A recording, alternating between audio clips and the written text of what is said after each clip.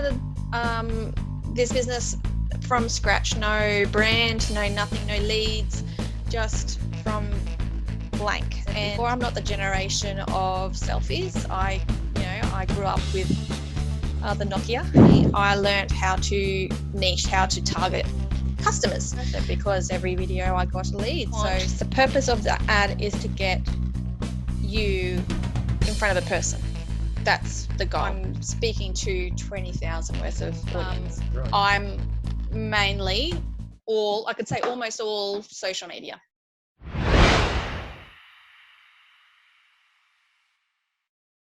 Hello everyone, my name's Andrew. I'm the product director for Brokerpad, and today we are speaking with one of our Brokerpad users, Amy Small. Hi Amy, how are you? Hi, I'm good. How are you? Great. One of the things that I've been really impressed by what you're doing is all your social media activities. Very impressive, and I think you're getting some good results. So can you talk a bit about your business, like where you are, what you are, who you aggregate through, and so on? Sure. I'm a broker in the Newcastle area, so Wall's End is my office.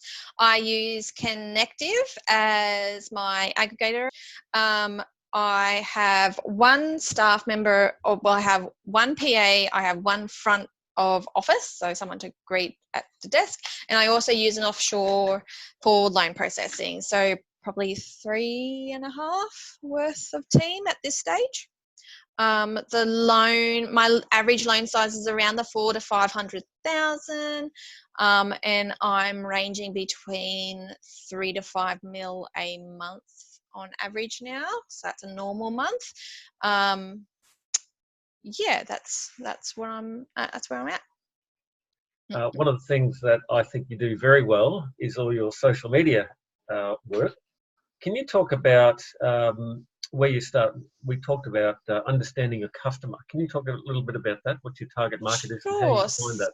So I started this business from scratch, no brand, no nothing, no leads, just from blank. And I decided that instead of pounding the pavements trying to get referral relationships and breaking previous referral relationships, I'll just speak directly to the client. Everyone is on Facebook, so I did some courses and learnt from some amazing mentors, and basically I learnt how to niche, how to target customers.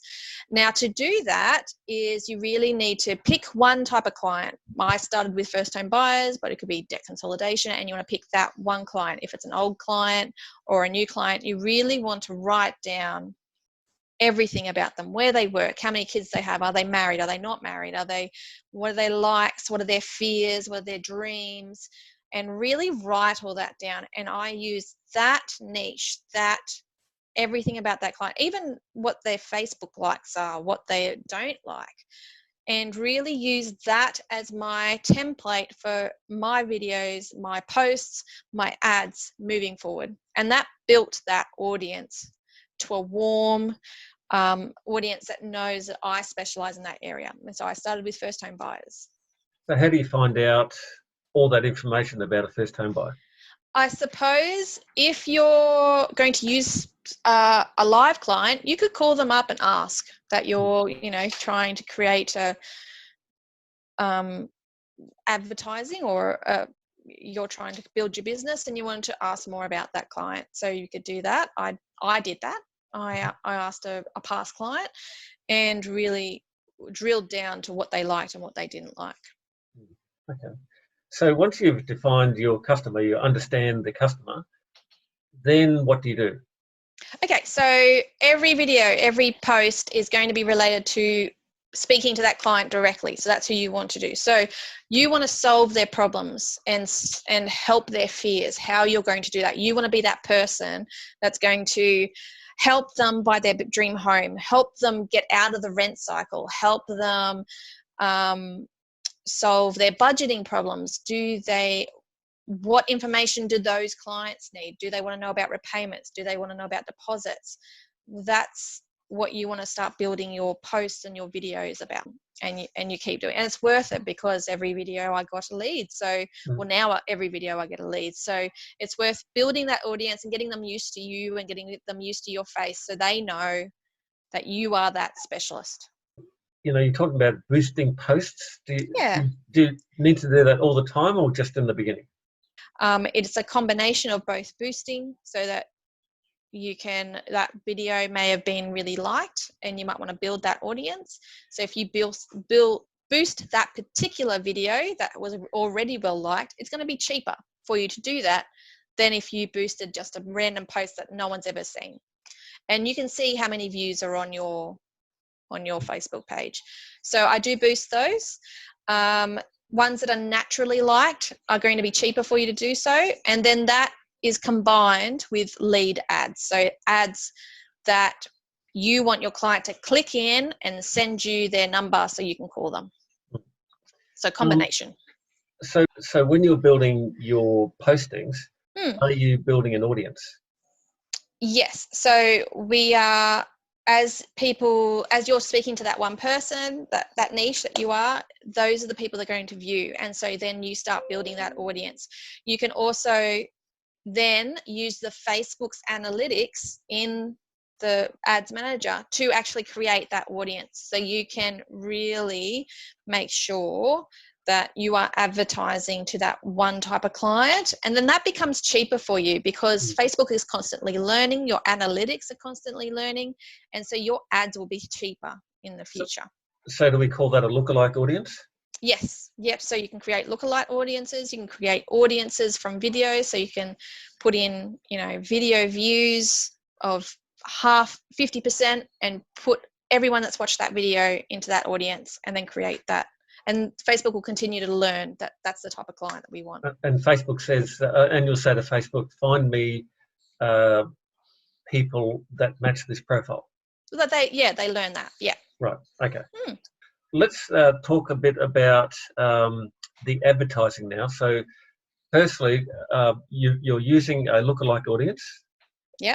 For an my ad. market. Yep. My target. Yep. So, what are you actually advertising? What's the actual ad about? So the purpose of the ad is to get you in front of a person.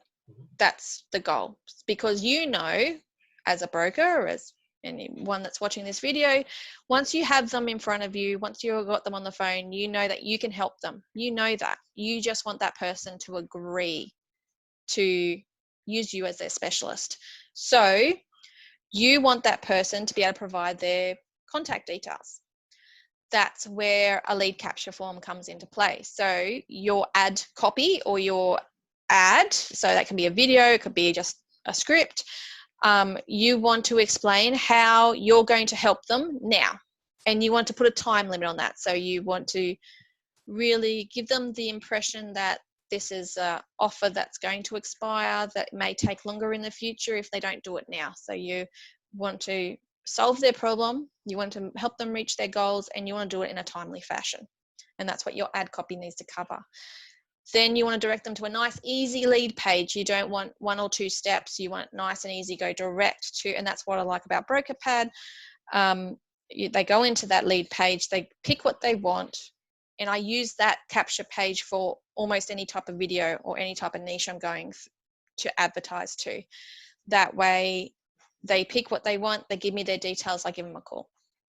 Can you talk a bit about how the lead capture form works? So this is the lead capture form that's part of Brokerpad. So how do you use that?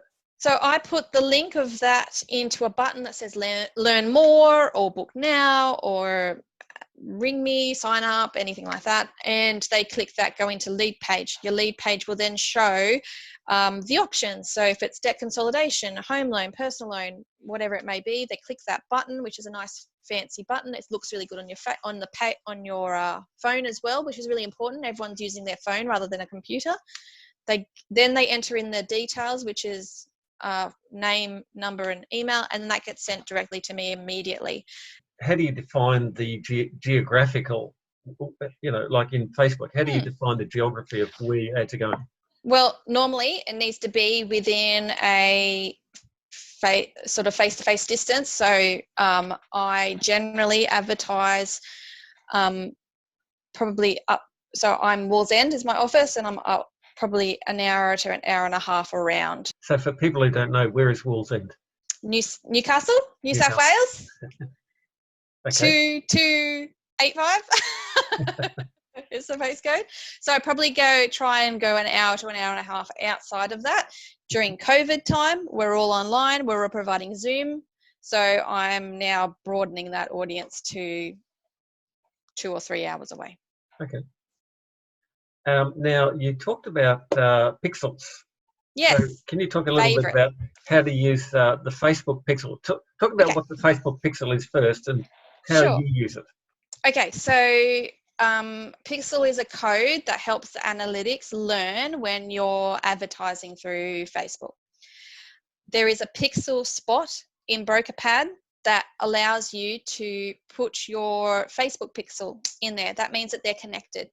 This means that when you are advertising, when you've started an ad campaign, your Facebook analytics will learn, and Facebook wants to help you. So they want you to get leads. So the pixel, when someone clicks the sign up page and it gets directed to your lead page, Facebook records that by connecting that pixel, and then they will start advertising and learning to advertise or put your ad in front of people that are very similar to that person that's clicked in, and then that will keep processing and keep learning. And so ideally you'll get cheaper ads. So that's why I nagged when I was using Brokerpad, that I nagged for pixels. I'm sure other brokers did too. So I'm glad that it was added on. But yeah, it's a great way to help your Facebook advertising. So once you get the lead, that goes and sets up in Brokerpad as a new lead. So it's got the name, the phone number, the email, what they want, whether they want to buy a home or a refi or whatever it is, construction loan, whatever, and how much they want to borrow, how much they want to spend, deposit, security, property, whatever. So what do you do from there? I give them a call immediately. So I have a rule to try and call 3 times in the same day, and I send them an email and a text as well if I haven't been able to. Then I probably try twice the next day and then twice the day after that. So you want to try and different times so you can try and get in contact with them, because they've already committed, they want to talk to you. So don't be afraid to really get in contact with them. So once they answer the phone, which is the biggest thing, you pre-assess them using your normal borrowing capacity calculators, the equity position, and making sure that they are ready to start moving forward. Once they are, that's when they get sent the Brokerpad link. You list your documents, the loans that you've already discussed, and you can send that to the client, who can fill out the rest of the information, the fact find. So you set up the fact find with the templates for assets and liabilities? Yes, I do. So I sort of do that while I'm on the phone speaking to that client immediately. So I have the Brokerpad link up, and I'm adding the debts as they mention them. I'm adding the documents as they mention that you need. You know pay slips, or if they're self-employed, you know that you need financials, and you click them through while you're having that conversation. Or do it afterwards. Just from the templates. Yeah, that's right. And using those templates. Okay, and then you get it. Then the customer fills it out, uploads all the documents. Yep. You get it back. I do get a notification that it's all back, and I connect that upload that to my Mercury opportunity, my lead opportunity there. I download the documents that I need, upload that to Mercury, and it's all there. The calculations are already there because you've spoken to them. It just means less double handling. Is the quality of leads good or bad? Good, because I've built that audience to become a warm audience. If you're purchasing a lead company to get you leads for them to do your Facebook, it's not going to be you in front of the client. The client's opted into a service. So you're going to work harder with that type of client. If you build that organic audience, they call it in social media land, if you build that audience, they already see you, they know how you speak, they know about you, they know about your kids, they know what you're presenting to that face, so they're already warm and they're already following you. I have some people just watch all of my videos and then call me and say, look, I've watched your videos. I really need you to help me. Okay. So that's from the social postings. Yeah.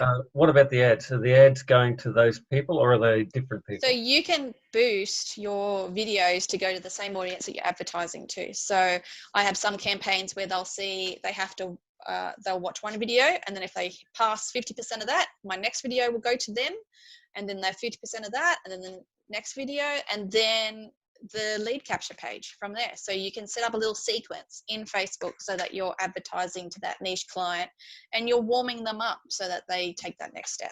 So these are the actual people who have they're watching your video, basically. Yeah, they are. They may not have liked your Facebook page as such. No, so I have probably my audience is probably 20,000 worth of people.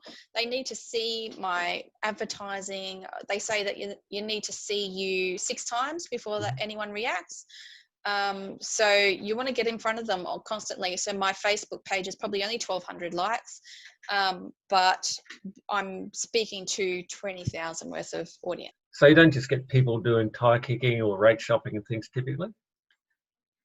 There is always those people, but I mean, every broker has those people, but no, that's not majority. I have, as I'd said, 95% of my business, they're all great, beautiful people, just normal people, just like you would. So where would you say that people should start to learn about this? I think you need to break through the sort of fear and start putting your face up onto Facebook. That's what people want to see. They want to see that you specialize, you have knowledge that people don't have, and you can talk about that. Right. I'd say start videos. That's the best way. And then, start doing marketing courses. It's all about selling that yourself and selling your face, your brand. It's very social media, isn't it? But it really is. People want to know about you, and they want to know what you specialize in and how can they be helped. All right, thank you very much, Amy. Thank you. That's been very good, and Pleasure. And thank you for your time.